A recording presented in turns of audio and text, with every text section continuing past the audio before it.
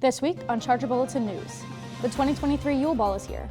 More updates from our Charger Sports Report, and the Military and Veteran Affairs Office is conducting their annual Toys for Tots collection drive, right here on Charger Bulletin News.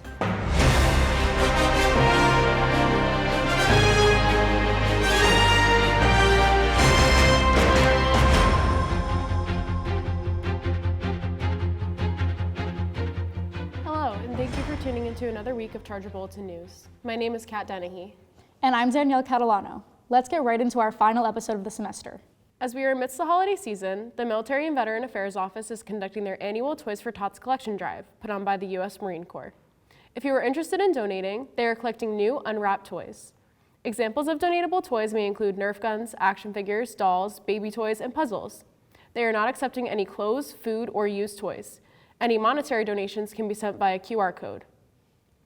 Donations can be brought to the drop-off location, which can be found in the Beckerman Recreation Center lobby. Donations are being collected now through December 10th. We encourage all Chargers to donate and help be the change for others this winter. The 2023 Yule Ball is here. Hosted by the University Student Pagans Educating, Leading, and Learning organization, a celebration of Yule and the holidays will be held in the German Club from 6 to 8 p.m. Spell's Yule celebration will include food, dancing, crafts, and a charity draw. All proceeds from the charity draw will be going to the Friends of the Earth, who aim to strive for a more healthy and just world. Attire for this event is formal to semi-formal wear. If you haven't already, you can RSVP for this event and Charger Connection. This week, Emmanuel Dejeune is taking over Charger Sports Report. Let's head over to him with our final sports report updates of the semester. Hello everyone, and welcome to the Charger Sports Report. My name is Emmanuel Dejeune, and here's what happened in the world of Charger sports last week. The women's basketball team hosted a home game against Southern New Hampshire this past Saturday at the Jeffrey P. Hazel Athletic Center. Junior guard Charlotte Bassett came off the bench to score a career high of 12 points. She was a part of two players in double figures as New Haven women's basketball team dropped a 65-60 loss. One more Northeast 10 conference battle remains before the end of the 2023 calendar year, and the Adelphi Panthers visit on Tuesday, December 5th. The men's basketball team also hosted a home game against Southern New Hampshire this past Saturday. Graduate guard Tyler St. Fursey led the Chargers, matching his career high with 20 points. The men's basketball team took it down to the final seconds in a 64-58 home loss. To close out our report, the track and field team competed this past weekend, opening up the season at the Fast Track season opener at Ocean Breeze Park in Staten Island, New York. Jordani Deli continued to dominate in the hurdles, opening up his indoor campaign by running the third fastest time of qualifying crossing in 8.24. On the women's side, Gabrielle Teal finished second overall in the triple jump. Teal jumped her best mark of 11.25 meters.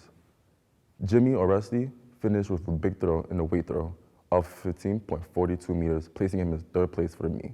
Lastly, Jason Laurent competed in the men's 60-meter dash invitational and opened up the qualifying with a time of 6.92, finishing him second overall in the meet. Come cheer on the Chargers at the Arcadish City Challenge, hosted by the Blue and Gold's crosstown rival, Southern Connecticut State University, this weekend. That's it for this week's Charger Sports Report. I'm Emmanuel Dejeune, closing off the final Charger Sports Report of the semester. We'll see you again in the spring. Welcome back to Entertainment. I'm Emily Lavoie, and let's get into this week's stories. Our Queen Beyoncé released Renaissance, a film by Beyoncé, in theaters last Friday. The film recaps the artist's 2023 stadium tour in support of her 7th studio album, Renaissance. She began her victory lap this March in Stockholm and concluded the tour in Missouri on October 1st. She visited 56 cities throughout a dozen countries and produced more than $500 million in revenue from this tour. The film itself chronicles the development and execution of the Renaissance World Tour, as well as offering a rare glimpse into Beyoncé's world and personal life. The film featured cameos by Diana Ross, Megan Thee Stallion, Cardi B, Tracee Ellis Ross, and Kendrick Lamar. The tour documentary also highlights appearances from her highly recognizable family members, her husband Jay-Z, as well as her 3 children. The film currently holds the #1 spot in the box office and made over $20 million during its opening weekend. The film is only available in theaters and does not have any information for when or if it will be available for streaming. It's that time of year to get your 2023 music recaps. Regardless if you're a Spotify stan or an Apple Music listener, you probably received a pretty exposing recap of what your music taste was throughout this year.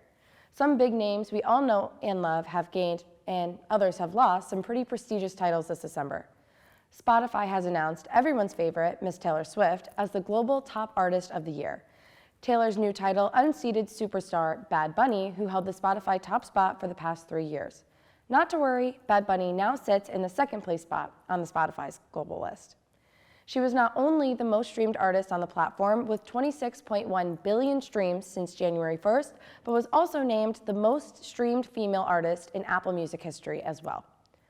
Spotify's top 10 artists globally included some other big names, including Travis Scott, Drake, SZA, The Weeknd, and many others. Have you shared your 2023 recap yet?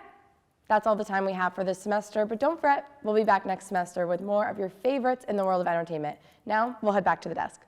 This week, it seems like Danielle isn't in her normal spot. Presley Depew will be giving you all updates in our student life section. Let's head to her with more. Thanks, Kat. I'm Presley Depew, and let's see what's happening on campus this week. With the holidays just around the corner, the Office of Residential Life is hosting an Adopt a Family gift wrapping event. And on December 11th, from 9 a.m. to 5 p.m., students are invited to join the Office of Residential Life to drop off and help wrap gifts for families. The ORL has partnered with Family Centered Services of Connecticut to help find people that may be struggling this holiday season. The gifts wrapped at this event will be shared with children and families all around Connecticut to brighten up their holidays. Any students who are interested in the event can arrive at the German Club on December 11th. For more information as to what can be brought or what is needed, you can reach out to the Office of Residential Life or look for flyers around campus. Another important Office of Residential Life update is for anyone interested in the RA selection process. The RA application deadline is due on Sunday, December 10th, and so make sure you fill out the form prior to that date to be considered. And the Center for Student Engagement, Leadership, and Orientation is looking for orientation and transition leaders for future semesters. Orientation and transition leaders are vital for supporting new undergraduate students and their family members in their transition to the University of New Haven during the summer and fall. OTLs run all the orientation sessions and are one of the first few faces that students will see when they enter this school. CELO is holding information sessions for any students who are interested in joining the OTL team. The next information sessions are Friday, January 19th at 12 p.m. and Tuesday, January 23rd at 7 p.m. in the Alumni Lounge. At these sessions, students can hear from past OTLs and ask questions about what the job entails and how to apply. For any questions or concerns prior to these sessions, students can reach out to CELO at cselo@newhaven.edu. And the semester is coming to a close, and with that comes everyone's favorite, reading days and finals. Classes conclude on Monday, December 11th, and then on Tuesday, December 12th, as well as Wednesday, December 13th, students will get days off to study and prepare finals, which start on Thursday, December 14th. Finals conclude on Wednesday, December 20th, and students have until 10 p.m. that day to move out of their residential halls, along with everything you need for winter break. Residence halls reopen on January 14th at noon. And for the final exam schedule or more information about winter break hall closing, students can go under their academics tab on My Charger or check their university email. We wish you all happy and safe finals and holiday season, and that concludes student life this week. Although I'm graduating and won't be here next semester, you can expect more updates with student life in the spring. Now let's head back to the desk and wrap up our show. With the end of the semester approaching, employment opportunities here at the university are now being posted for the spring 2024 semester. Some of these options include an orientation and transition leader who takes on the role of a mentor for undergraduate student populations, whose responsibilities include leading groups of incoming students and assisting with events such as Charge-In, Welcome Week, and Family Day. A student game day worker gets involved with the university's athletics and is offered the opportunity to get behind the scenes at sports events throughout the semester. Some of the responsibilities of this role include attending sports games to help set up and take down equipment, assist with ticketing and game attendance, and help maintain statistics throughout the semester. And again, students interested in applying for a leadership position on campus can apply to be a residential assistant with the Office of Residential Life. This role entails living in residential communities, interacting with the student population, putting together interactive programs for residents within your community, and more. This application is due on Sunday, December 10th. For more information on the positions mentioned above, or to seek other employment opportunities, check out My Charger. Students across campus gathered on the Maxi Quad last Wednesday, November 29th, to hold a silent protest in solidarity with the people in Palestine, quote, calling for a ceasefire in Gaza and condemning the U.S. compliance with the Israeli occupation of Palestine, end quote. The protest, hosted by the Muslim Student Association, had over 50 students from various organizations gathered around the university seal despite the cold. A number of campus organizations had leaders who spoke out toward the cause, including Pride, the NAACP, the Young Democratic Socialists of America, and the Women of Color Collective.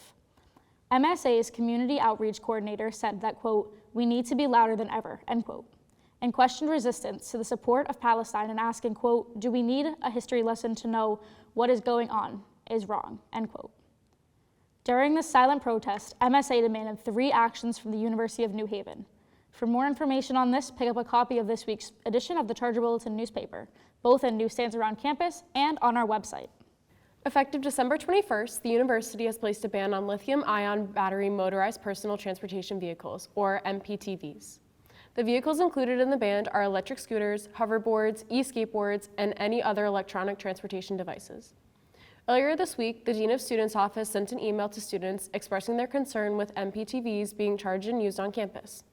These vehicles have been known to cause accidents and other injuries in other campuses across the country. The new policy prohibits, quote, the use, storage, and charging of these transportation devices on all University of New Haven property, end quote.